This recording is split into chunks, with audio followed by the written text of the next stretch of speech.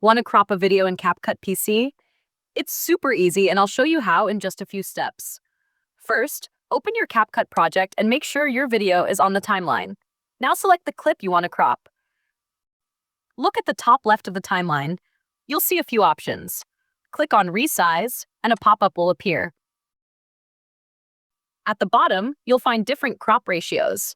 9:16 for vertical videos, 16:9 for widescreen, 1:1 for square, or if you want full control, select freeform and adjust it manually. To crop, just click and drag the edges or resize from the corners.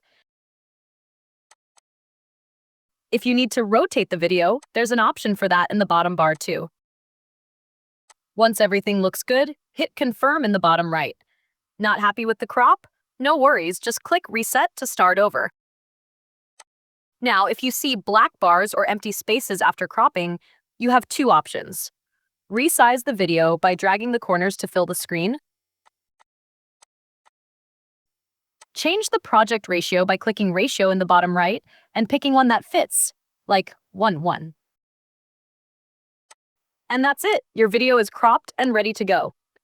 If this video helped, don't forget to like this video, subscribe to the channel, comment, "I subscribed," so I can personally thank you.